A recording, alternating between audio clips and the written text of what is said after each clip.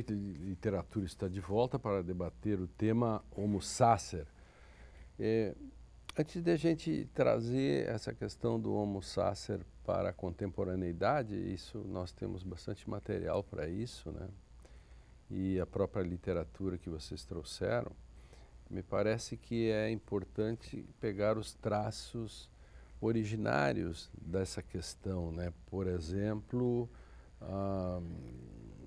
a noção do Homo Sacer, né? Ele contém traços que, à primeira vista, soam contraditórios. Né? Quer dizer, o que levam a figura sacra a ter a morte tornada impunível e de que forma se articula essa ambiguidade em torno do conceito? Bom, ali realmente nós temos que fazer uma ginástica, né, para imaginar diferentemente do que normalmente nós imaginamos, né? Para os gregos, por exemplo, a natureza em si ela é sagrada, né? Então, os mitos gregos, né, mais arcaicos, eles tomam muito cuidado de mostrar como é que o homem pode sequer intervir na natureza, né?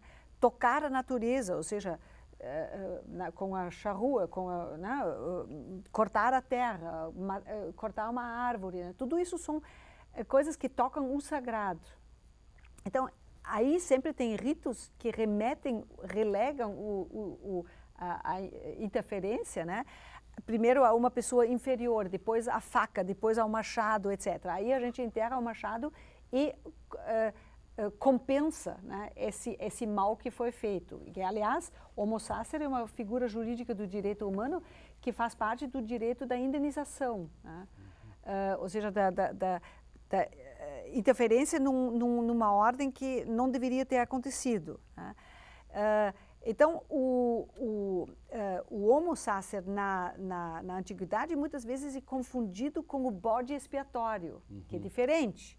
O bode expiatório, esse realmente é aquele leproso, aquele que já está na margem da sociedade, né, sobre o qual a gente coloca a culpa, joga ele no mar, né, ou precipita num precipício, etc. Né? Mas isso é diferente, né, do Homo Sacer.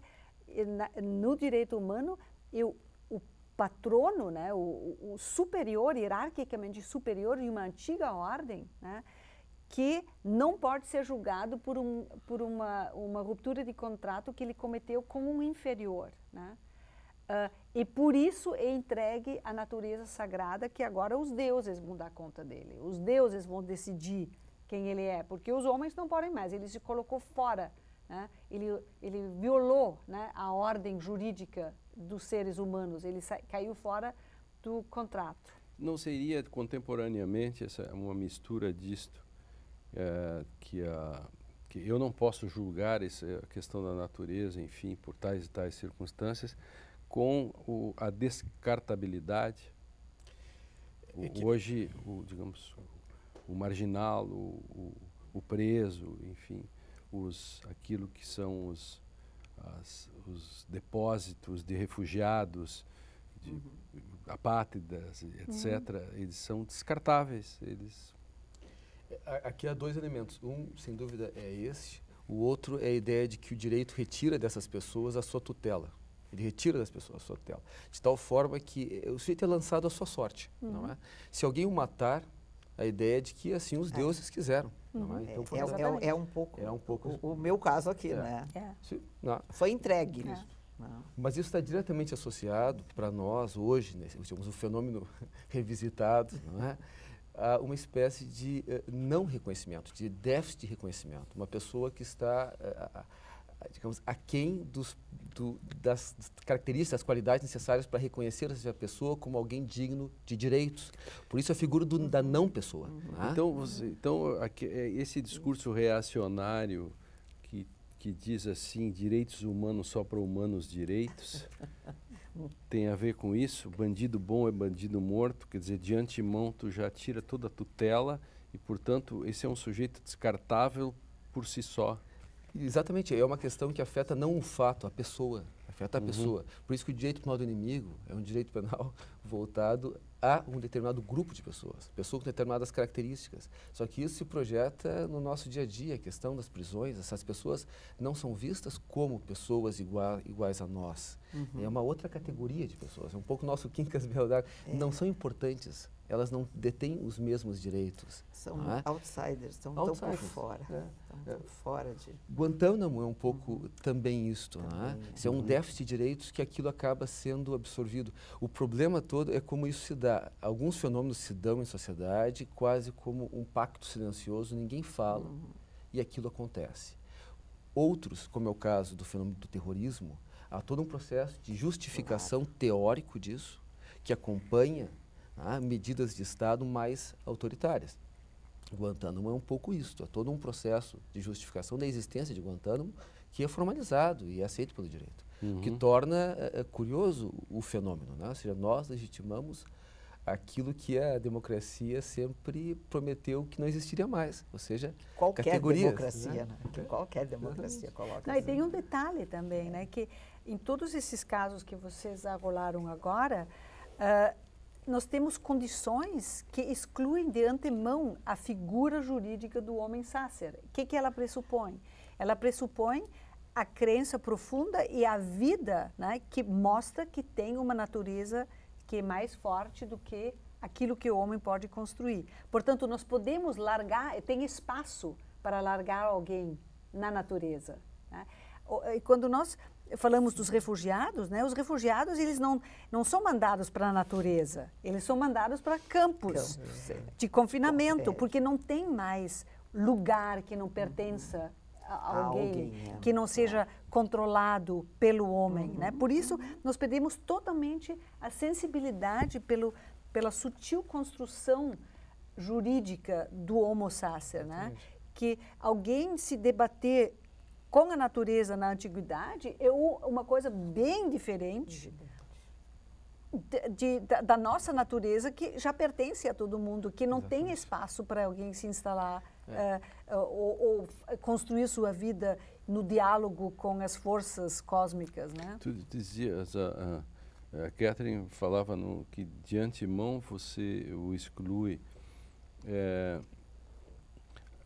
A ideia de que, por exemplo, o primeiro é uma questão que envolve a alteridade, Então, eu tenho que reconhecer que o outro tem direitos, mas nesse caso, eu de antemão, eu não reconheço, não me importa. Vou dar um exemplo, eu postei no Facebook, em 1982, faz tempinho, eu fiz um júri como advogado de defesa e absolvi um cidadão e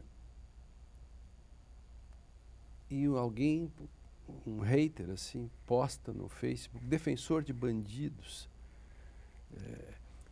e ele não sabe se o cara era inocente ou não. Esse cara não tem direito e, de fato, é bem provável que esse cara fosse, eu não sei se ele foi inocente ou não, eu o defendi, tive sucesso. Mas e se ele fosse de fato inocente? Como que alguém pode julgar e dizer você não tem direito a ser defendido? Porque essa não é essa a ideia, Catherine? Claro. De antemão você coloca, joga ele fora, tu é descartável. E aí entra essa outra figura. Quase essa figura do tu já estás morto. Não existe, tu já foi. Sem chance. E a figura também do carisma de uma voz que se levanta. Então, por exemplo, o fenômeno Trump. O Trump teve uma estratégia assim, muito bem sucedida de desvalorizar absolutamente tudo, e de bagunçar absolutamente todos os sistemas de valores. Ou seja, o noticioso mente por definição. Os outros são incapazes por definição. Uma espécie de empáfia. Não acredite no jornalista porque ele mente. Porque ele mente de qualquer forma, de maneira que nós temos uma zona cinzenta na qual apenas a voz do mais forte permanece, que é algo semelhante que nós observamos aqui, que todo mundo simplesmente nega os fatos. São fatos que aparecem, são negados como sendo invenções da imprensa ou invenções de testemunhas, que nada, vale tudo. Conseguimos, inclusive, ignorar fatos, porque temos essa concepção relativista, que é uma certa moda, né? De que não há fatos, só há interpretações dos fatos. Interpretações. Eu me permito dizer o contrário, digo só há interpretações porque existem fatos, desculpe. Exatamente, claro. Então, o fato é o princípio.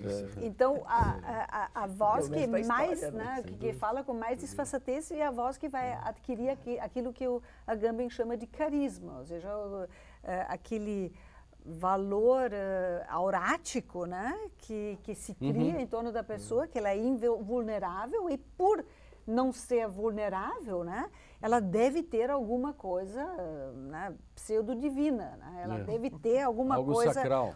mística, né, um mistério, um segredo que vai dar bons frutos, né, em algum momento. Se o senhor tem tempo ainda nesse bloco? Tem. Isso que foi colocado há pouco, até principalmente pelo Lênin, me lembra muito, é claro que não é o mesmo fenômeno, mas lembra muito a figura da pena da perda da paz, que é uma figura do universo germânico, não é?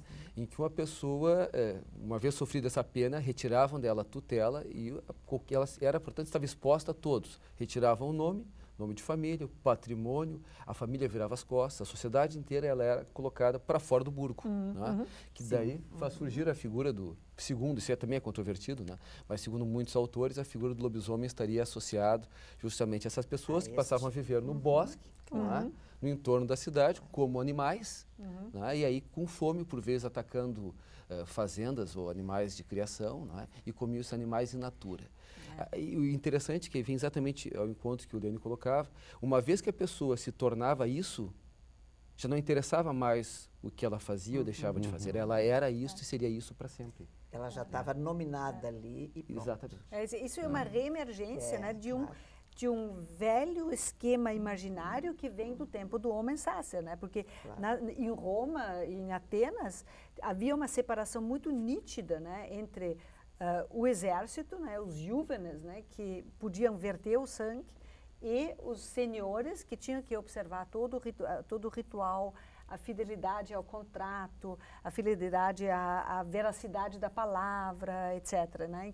Então, essas duas coisas não podiam se misturar, até eles tinham que ser alojados fora das muralhas da cidade. Né? Então, esse cuidado que vem com uma crença firme, né? Que com a permanência intacta, né, em tempos de lei escrita, né, de uma lei e de uma atitude laica que vem da experiência, etc., né, mas as crenças e a adesão ao imaginário religioso está ainda intacto. Então, não tem essa coisa de negar fatos, né, ou de negar... porque isso atrairia, né, os maus espíritos. Mas na nossa sociedade totalmente performativa, né? Está cheia de maus espíritos aí. O direito de literatura vai agora para o intervalo, mas a gente já volta para continuar a discussão sobre o Homo Sacer. No próximo bloco vamos falar mais e trazendo isso mais para o mundo contemporâneo. Agora, enfim, isso que está acontecendo no Brasil, a violência, etc. Já voltamos.